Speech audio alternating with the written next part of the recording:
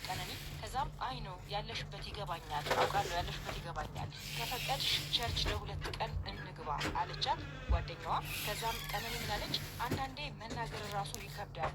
ከዛም ጓደኛዋ ለሰው መናገር ምንም ጥቅም የለውም፣ እስኪ በጌታ ንገረው፣ እሱ ጋር መፍትሄ አለ። ከዛም ቀነኒ እሱስ ልክ ነሽ አለች። መሞት የተመኘው ሰው ነኝ ጌታን አለች ቀነኒ። ስትመልስላት ጓደኛዋ ውዴ አንቺ ጠንካራ ሴት ነሽ፣ ገና ምን አይተሽ፣ ብዙ ነገር ከፊትሽ አለ፣ እንደዚህ አትሁኝ በጌታ አለቻት። ከዛም ቀነኒ መልሳ ደከመኝ ውዴ፣ ከምችለው በላይ በጣም ደከመኝ ጌታን አለቻት። ጓደኛዋ ምን አለቻት? አይዞሽ የኔ ቆንጆ፣ ጌታ ይረዳሻል፣ ያልፋል። ሁሉም ታሪክ ሆኖ አንድ ቀን ፈገግ እያልሽ ታወሪዋለሽ። የኔ ጎበዝ፣ ትላንት ያን ሁሉ ነገር አልፈሻል፣ ዛሬም ያልፋል። እሺ ለሰው ሁሉ ከሚሆነው በቀር ምንም ፈተና አልደረሰባችሁም። ነገር ግን ከሚቻላችሁ መጠን ይልቅ ትፈተኑ ዘንድ የማይፈቅድ እግዚአብሔር የታመነ ነው። ትታገሱም ዘንድ እንድትችሉ ከፈተናው ጋር መውጫውን ደግሞ ያደርግላችኋል የሚል የመጽሐፍ ቅዱስ ጥቅስም አብራ ላከችላት። ቀነኒ ምን አለች? በጣም የበዛ የአእምሮ ሰላም፣ እረፍት ከምንም ነገር ይበልጣል አለቻት። ጓደኛው ምን አለች? ለዛ ነው ሁሌም ቢሆን ከምንም በላይ ራስሽን አስቀድሚ ያልኩሽ፣ ሁሉም ነገር ከአንቺ በታች ነው መሆን ያለበት አለቻት። ከዛም ቀነኒ መልሳ ምን ክፉ ቀን ነው የገባሁት አለች። ያገባሁት ለማለት የሚሆን አላውቅም፣ ብቻ ምን ክፉ ቀን ነው የገባሁት ይላል። ከዛም ጓደኛዋ በህይወትሽ ማለፍ ያለበት ሁሉም ያልፋል፣ እኛ ስለፈለግን አይደለም፣ ነገ የተሻለ ቀን ነው፣ እሱን አትርሺ አለቻት። ቀነኒ ምን አለች? ቲጂዬ እኔ ያለሁበትን ህይወት 30 ሰከንድ እንኳን አትቀመጭበትም። ቤተሰቤን፣ ስራዬን፣ ጓደኞቼ፣ ሞራሌን፣ ተስፋዬን፣ በቃ ምን ልበልሽ፣ ምንም ነገር የተወሰው ነኝ፣ በምንም ነገር ተስፋ ቆርጫለሁ አለች። ጓደኛዋ መልሳ አንቺ በጣም ጠንካራ ነሽ ውዴ፣ ምንም ማሳለፍ ትችያለሽ፣ ተስፋ ብቻ ይኑርሽ አለቻት። ቀነኒም ምንም ተስፋ የለኝም ብላ መልስ ሰጠች። ከዛም ጓደኛዋ ተስፋን የሰጠ የታመነ አምላክ አለን ውዴ፣ ተይ እንደዚህ አትሆኚ፣ ሁሉም ለመልካም ነው፣ ታያለሽ፣ ነገ ታሪክ ሆኖ ይወራል የኔ ጉበዝ አለች ጓደኛዋ። ከዛም ቀነኒ ሰለቸኝ ውዴ አለቻት። አሁንም ጓደኛዋ የመጽሐፍ ቅዱስ ቃል አንስታ የተስፋን ቃል የሰጠው የታመነው ነውና እንዳይነቃነቅ የተስፋችንን ምስክርነት እንጠብቅ የሚል ጥቅስ ላከችላት። እናም ሰለቸኝ ውዴ ላለቻት ደግሞ ምላሽ ስትሰጣት ታይ ውዴ እመኝኝ፣ ያልፋል ይሄ ቀን፣ እየሳቅን እናወራዋለን አለቻት። ከዛ ቀነኒም ከዚህ በኋላ ውዴ የሚል መልስ ሰጠች። ጓደኛዋን መልሳ ብዙም ያልፎ የማይመስሉ ቀኖችን አልፈን ዛሬ ላይ እንደደረስን ዛሬም አልፎ ነገ ደስተኛ እንሆናለን እሺ አለቻት። ከዛም ቀነኒ ተይው ውዴ፣ ከዚህ በኋላ ተስፋ ህይወት የሚባል ነገር የለም አለቻት። ጓደኛዋን መልሳ ቃል እገባልሻለሁ ነገ ይሄ ቀን አልፎ እየሳቅን እንደምናወራው፣ ትዝ ይልሻል እያለቀስኩ አብረሽኝ ስታለቅሺ፣ ከዛ አለፈ ደስተኛ ሆንን፣ ልክ እንደዛ ይሄም ያልፋል፣ ደግሞ አንቺ ከኔ የተሻለ ጠንካራ ነሽ አለቻት። ቀነኒ ምን አለቻት? የኔ ከባድ ነው ውዴ፣ እንደዚህ እንደሚለው አይደለሁም ውዴ አለቻት። ከዛም ጓደኛዋ ምን አለቻት? ምንም ይሁን የማያልፍ ቀን የለም፣ ደግሞ ሁሌም ከጎንሽ ነኝ፣ ምንም ቢፈጠር አለሁ አለቻት። ቀነኒ መልሳ እመጣለሁ እናንተ ጋር አለቻት። በጣም ደስ ይለኛል፣ በፈለግሽው ቀን ክፍት ነው። ከዛ ቀነኒ እሺ ውዴ 45 ኪሎ ነኝ አለቻት። ጓደኛዋም ይስተካከላል ውዴ፣ ዋናው አንቺ ደህና ሁኚ አለቻት። ቀነኒ መልሳ አይ እንደዚህ ብዬ ብነግርሽ ማርያምን ህይወት ይመርሻል ብላ መልስ ሰጠቻት። ከዛ ጓደኛዋም አይዞሽ የኔ ውድ አለቻት እና ከ20 ደቂቃ በኋላ አይ ቲንክ ቀነኒ የፖስተችው አንድ የሆነ ፎቶ ነበረ መሰለኝ፣ ፎቶና ጽሁፍ ማለት ነው። እና ውዴ ፕሊስ ፖስት ያደረግሽውን አጥፊው፣ ማን ደስ ይበለው ብለሽ ነው ብላ ፖስቱን ስክሪንሻት አድርጋ አያይዛ ላከችላት። ከዛም ቀነኒ ከ30 ደቂቃ በኋላ ይሁና ውዴ ባክሽ፣ ህይወት እኮ እንደዚህ ለአንዱ ጥሩ ሳቂታ ትሆናለች፣ ለአንዱ ደግሞ ጨለማ ናት፣ ለአሁን ጨለማ ናት አለቻት። ከዛ ታይ እንደዚህ አትሁኚ በጌታ ስወደሽ ብላ የቀነኒ ጓደኛ መለሰችላት። ቀነኒም ምርር ብሎኛል። ከዛም ጓደኛዋ መልሳ እሺ እኔ ምን ልርዳሽ አለቻት። እያለ ይቀጥላል ወሬያቸው። እንደምንረዳው ቀነኒ በድንገት ተነስታ ራሷን ለማጥፋት የወሰነች ሰው አይደለችም። ቀነኒ ስታስብበት የቆየችው የመረራት ህይወትን እንድትጠላ ያደረጋት ተስፋ ያሳጣት በእኔ ጫማ ውስጥ ለ15 ደቂቃ እንኳን መቆየት አትችይም እስከምትል ድረስ ያደረሳት እየደረሰባት ያለ ወይም የተሰማት ያለ ችግር ነበረ። ራስን ማጥፋት በአንድ ቀን የሚመጣ ውሳኔ አይደለም። ድንገት ራሴን ላጥፋ ብለን አንወስንም። ሁላችንም ከቀን ቀን ራሳችንን ስለማጥፋት እያሰብን ሀሳቡን ለአእምሯችን እያስለመድ ነው እንሄድና አንድ ቀን ድንገት ስንናደድ ወይ ችለን ራቹዳፊ አካሲቲ ካን ያዳትን እንጅራን ካኑማ ፕላን እንጅሩ hamma beekutti dhugaan jiru immoo kan yeroo hundayyuu dubbatamu isheenis kan amantee kan nuuf ibsitu innis kan dubbatu kanuma bakka hawwiin isaanii kana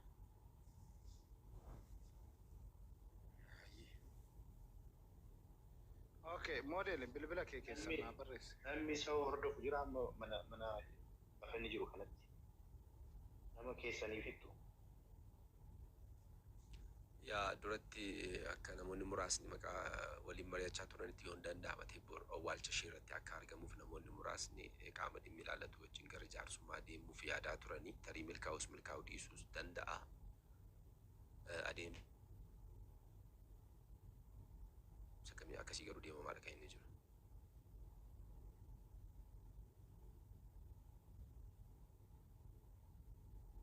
Okay, galatoomadha. Dhugaan dhugaadha. Nu dhugaa biraa hin hafnu. Wanta isiniin jennu biyya keessa teessanii gocha akkanaa kana warra isinirratti raawwatu keessan nu dubbisa. Haga dandeenyu ni yaalla jechaadha. Isinillee jabaadhaa. Ani waggaa dheeraa Oromoo tokko ta'ii hin nyaatamta jechaan ture jechaadha. Keessattuu shamarran Oromooti irratti an xiyyeeffate dubbiin. Diraamaa jabaa Oromooti irratti hojjechuun itti fufee jira jechaadha. Amma wantin ani jidduu kana argaa jiruun warri mootummaa deeggarra jedhan mootummaadhaa ol humna baasanii namumti dhuunfamme si ajjeesisuu danda'a. Namni dhuunfan tokko ragaadhaan harkaa qabaani. Namni dhuunfan tokko jechaadha. Mootummaadhaa ol humna baasanii jiru jechaadha yeroo ammaa kana. Kan ammoo tan cabsinu tokko taane too jechaadha. Gadheen garaa fincaanii deeggartuun naafxanyaa kaleessa har'ammoo bilisiginnaa jala mataa qabattee too qabsoo Oromoo keessatti bakka tokkotti taniin hirmaanne haadha teenya ajjeesisaa jirti, abbaa keenya ajjeesisaa jirti, obboleewwan keenya akka gudeeddaman gochaa jiru jechaadha. Okay? Oromoo biyya keessa yoo sodaattan keessan nu qonnama waan hojjannu nu hojjannaa jechaadha. Durriyyoonni maafiyaan maqaa mootummaatiin daldalan kanu dhaabsisuu hin dandeenya jechaadha. Waan odeeffannoo nuuf hin kennine jechaadha. Warri Andu'aalam Gosaa irratti shira kana torban tokko dura ajjeechaa yaalan kana keessan maqaa isaanii bilbila isaanii qofa nuu kennaa. Akka quufan kanatti akka quufanii haadha Oromoo ajjeesisan kanatti akka quufanii beekaa Oromoo ajjeesan kanatti hin hafanii jechaadha. Garuu informationiin gahaan biyya keessaa nuu kennamaa hin jiru. Santu barbaachisaa. Eenyu waan taateef ati Andu'aalam Gosaa irratti dhaadatta. Eenyu waan taateef wanjala hojjetee jira. Seeraan haa gaafatamu. Namni dhuunfaan tokko mootummaa jala mataa qabatee tooyi mootummaadhaa oli humni keenya waan barbaade tarkaanfii irratti fudhachuu hin danda'a bakka ati jirtutti siin jechaa irraa beeku. Oromoo laala Roobale carraa takkanaa gadi akka dubbadhu. Dubbata Said. Elias tekstii koo argiteetta? Bayeetiin laalaati moodel seenaa gadi buusaa. Moodel seenaa gadi buusaati roobale gara keessaatiin qunnamii wajjinaa sayo sirriitti. Okay, seenaa gadi buusa. Gadi buusisi. Mo'allee gadi buusi. Mo'atis bu'ii. Jechuun nuti nama nyaachisuu waan hin barbaanneef beektee galatooma garuu waan qabatamaa tokko nuuf hiruu keessaniif ulfaadha. Tole itti fufi tullu ni ilaalame.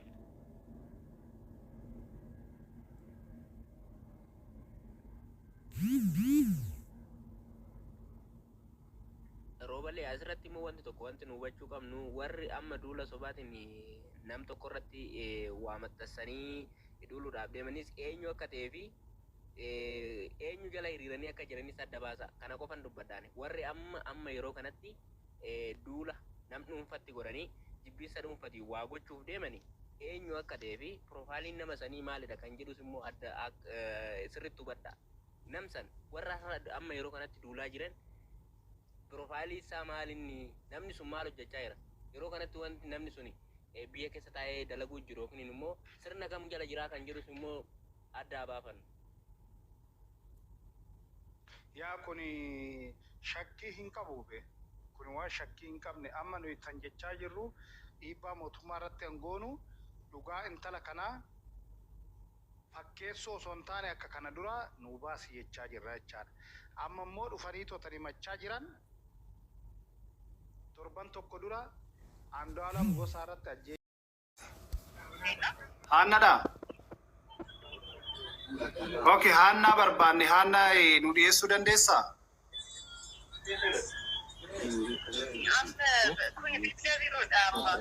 Bilbila ishii nuu kenni kaa. Hojiidhaaf barbaanne. Bilbila ishii nuu kenni hojiidhaaf barbaanne.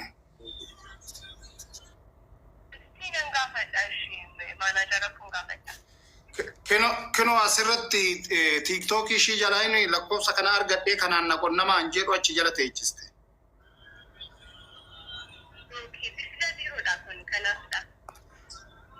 Akkamitti ishee argachuu dandeenya ree?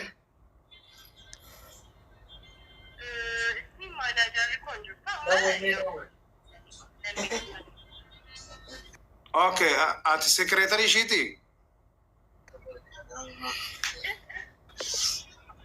Ati achitti mana ishii keessa hojjettaa? Mana hojii ishii?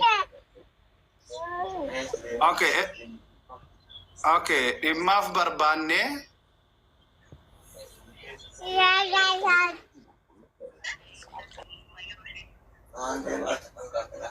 Okay, haa ta'u galatoon.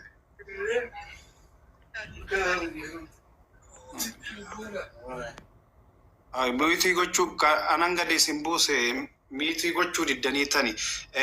Amma tani kaastee sekreetarii ishiiti. Ishiin bilbila kanan qabattu jettee Haannaa Addaamu an jedhamtu sana ankaleessa dubbatte sana. Amma poolisii Finfinnee mee Google godheetan eeruu kennuu qabdu be. Ijoollee Finfinnee jirtan ijoollee Oromoo waan ijoolleen tun Andu'aalam Gosaatu akkas godhe jedhaniitoo shuur ta'aniitoo fuula Facebook irratti barreessan kana eeruu kennuu qabdu. Poolisii Google keessa baasetan isiniif ergaa isinitti agarsiisaa. Namoonni waa'ee dhimma kana waa'ee fudhatamee inni irratti ebeluuta ajjeese jedhu kana poolisiidha eeruu yoo kennitan jarri sun to'annoo jala ooluu danda'u. Hundi isaaniitu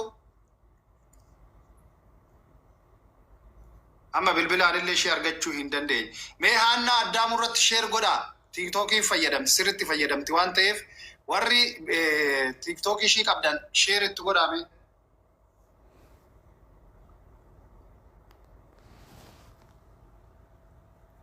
Annama nyaatu nu keessa jiran jedha sun Oromummaa seente moo ati eessa jirta? Maal taate? Oromummaa niitoorkii hin qabdu ati.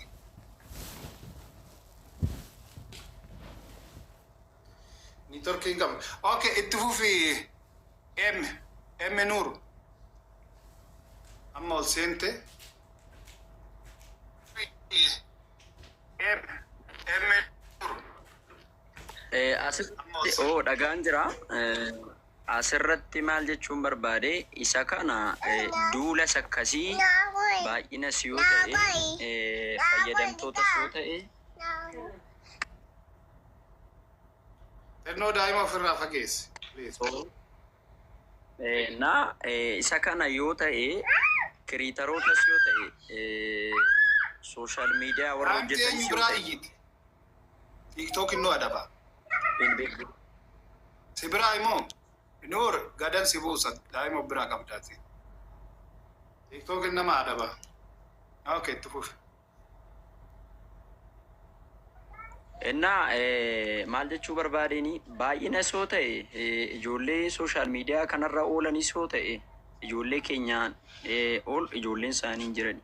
Kanaaf ajandaa guutanii akka waamichaatti galgala tokko sa'aatii tokkoof qabattanii dhimma nama kanaa laayivii yoo galtan tokko harkaa baasuu hin dandeessu. Ijoollee kan keenya warra yaadachitti gurgurame harkaa baasuu hin dandeessu.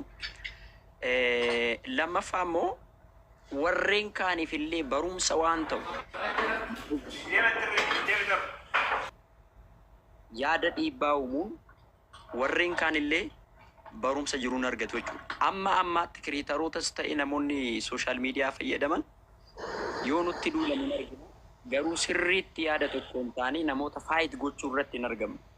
Isa kana keessanii qindeessitanii dhaaba kana keessa miidiyaa kanarrayyuu ari'uun hin danda'ama jechuudha. Inni kan biraa odeeffannoo amma isiniin jedheedha. Viidiyoo baa hojjedha warra hojjechuu dandeessan. Anamma na jala seentisoo laalte.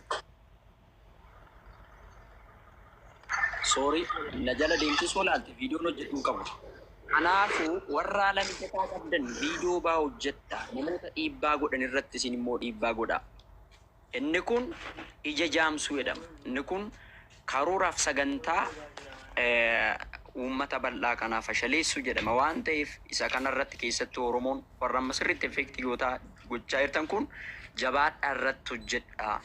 Laayivii sa'aatii tokko seentanii warreen akkasii fiddanii akkaataa amma keessan kanatti hoo keessan sirriitti uummanni maal akka ta'e irraa barachuu danda'a. Meebii ijoolleen otoo hin beekin nama kana wajjin ceenii uuman jiraachuu danda'u.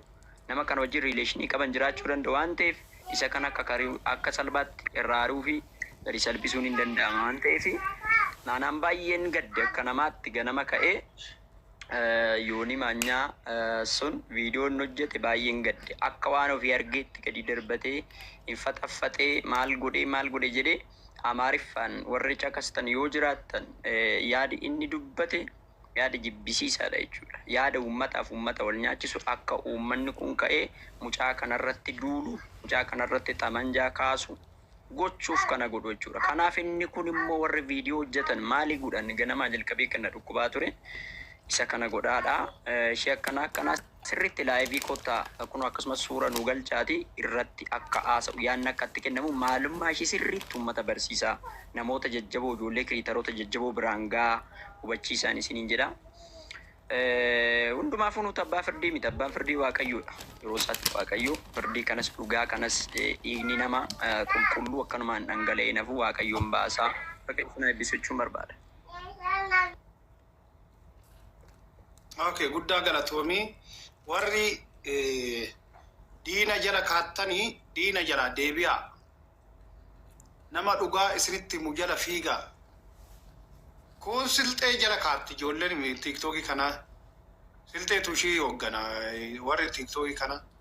Kun ammoo naafxanyaa eenyummaan ishiin hin beekne jala fiigdu. Itti fufii singita immoo eenyuun gubbaarra jiru kun. Wayee sanyiin jedhama Oromoo. Okay, itti fufi.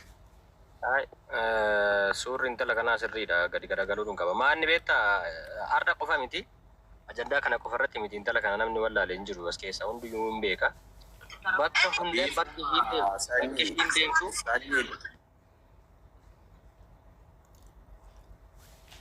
Laayivii irra jirti.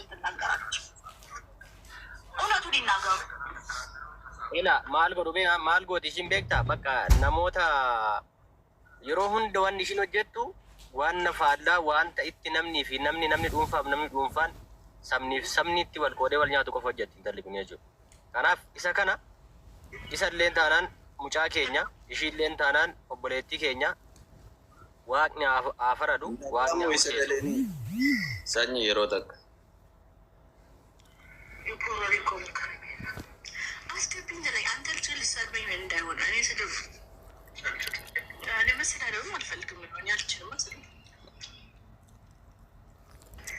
ሰላም ወይ እንዴት ነህ? ወይ እንዴት ነሽ? አለሁልህ። አማን ነው? ሙጫ ኤቢ ጀደሙ ሰነ ሙጫ ወረ ጀራ ወጅና ሳይርቴም አረጋጊ እንጂ አንቺ እንትን ያለሽ ደፍረሽ ነገር ያለሽ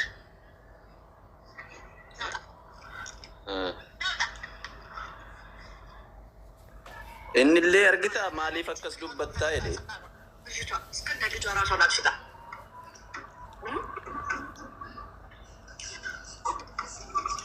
እስከ ልጇ ራሷ ላክሽታ እንደውን ተቀልሽ ሚሊክ ሆስፒታል ኢንቨስቲጌሽኑን ከጨረሰ በኋላ አይዘው የሬሳ ሳጥን ዛላ ሰይላት ባይዘው ወይ ግን እቺ የሆነች ሞኔት የምትባለን ልጅ አወቃችኋት? ሞኔ አይደለችም፣ ጋዜጠኛ አይደለችም። ሌላኛው ሞኔት እንደውም የጀዋር መሐመድ ጠባቂ ምናምን ጮኛው ነበረች። እንደውም የተፈታ ቀን ትዝ ይላቸዋል። አሁን ዛሬ አላወራሁም ሀዘን ላይ ነን እንጂ በጣም የሚያስቅ ነገር አለ፣ እነግራቸዋለሁ። አወቃችኋት? ሞኔት የምትባለው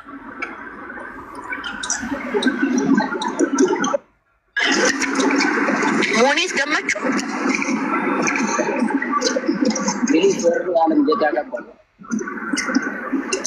ሰው እሷ ናት። እዛ ሞኔት አሁን በጣም ፌመስ ናት።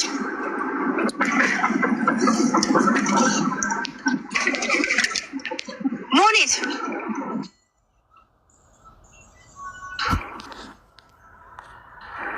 መሐመድ ጠባቂ አፈር ብሉ በኢየሱስ አንዳንድ ካራት ክሪሜት አስደርገኝና በቤዝ ልቀመጥ። እግዚአብሔር ክሪሜት ኖ ወሬ በሳጥን ክሪሜት ልዳረግና በቤዝ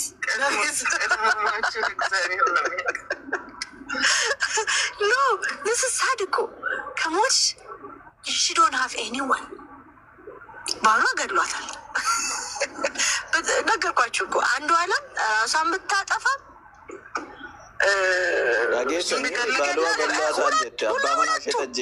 ተጠያቂ እሱ ነው።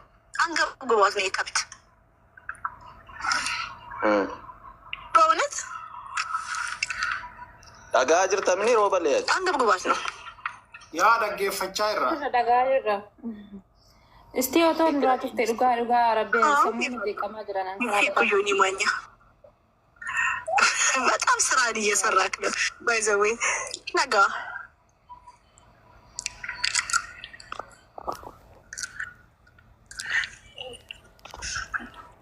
ቤተሰባ ናቸው እርጉዝ እናት ያሉት